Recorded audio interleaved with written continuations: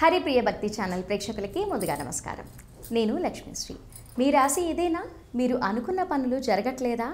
మరి మీరు అనుకున్న పనులు జరగాలి అంటే ఈ రాశి వారి లక్షణాలు ఏంటి అనేది తెలుసుకోవాలి. అలాగే మీరు ఏ దేవుణ్ణి కొలవాలి, ఏ ఉంగరము ధరించాలి, ఏ రోజు చేస్తే మంచిది, మీకు లక్కీ కలర్ ఏంటి, లక్కీ నంబర్ ఏంటి, అవన్నీ తెలుసుకొని చేస్తే ఖచ్చితంగా సక్సెస్ అవుతారు. మరి అవన్నీ తెలుసుకోవాలి అంటే ప్రస్తుతం మనతో పాటు ఉన్నారు ప్రముఖ ఆధ్యాత్మికవేత్త బ్రహ్మశ్రీ ముల్లపూడి సత్యనారాయణ మూర్తి గారు. మరి వారితో మాట్లాడి ఏ రాశి వారి లక్షణాలు ఎలా ఉంటాయో అడిగి తెలుసుకుందాం. గురుగారు నమస్కారం. నమస్కారం అమ్మా లక్ష్మీశ్రీ. గురువుగారు, కర్కాటక రాశి వారి లక్షణాలు ఎలా ఉంటాయంటారు? కర్కాటక రాశి వాళ్ళు చాలా సున్నితంగా ఉంటారు.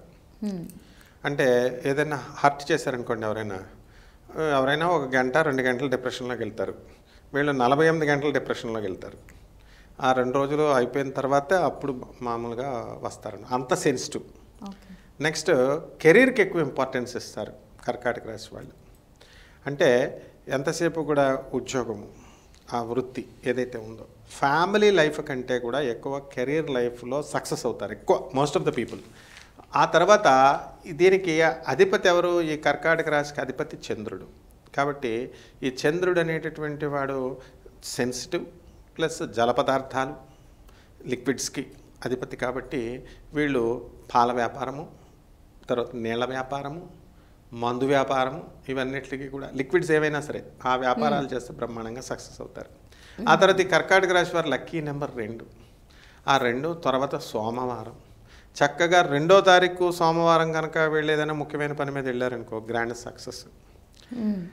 ఆ తర్వాత వీళ్ళకి ఏమిటి అని అంటే కర్కాటక రాశి వాళ్ళకి పీతకి తెలివి ఉండదు పెద్దగా.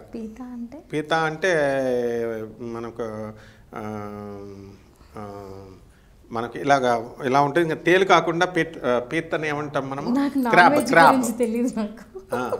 పీత అంటే క్రాబ్. కాబట్టి ఆ క్రాబ్ ఏం చేస్తుందంటే అది చక్కగా పట్టుకుంటే మనల్ని వదలదనమాట.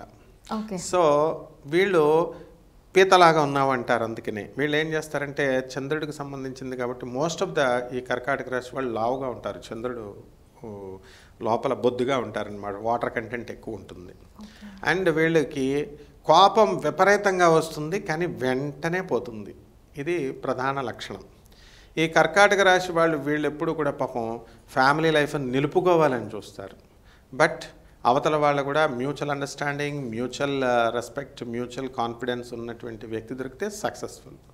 లేనప్పుడు వీళ్ళు డిప్రెషన్కి ఎక్కువ గురవుతారు. కాబట్టి ఎవరితో పడితే వాళ్ళతో స్నేహాలు చేయకూడదు కర్కాటక రాశి వాళ్ళు. అంటే వాళ్ళ మెంటాలిటీ ఏంటి అది చూసుకోవాలి. ఎందుకంటే హ్యాండ్ ఇస్తే డిప్రెషన్కి వెళ్ళిపోతారు వీళ్ళు 48 అవర్స్ అట్లా. కాబట్టి భర్త అయినా ఎవరైనా. కాబట్టి ఈ విధంగా కర్కాటక రాశి వారి లక్షణాలు ఉంటాయమ్మా.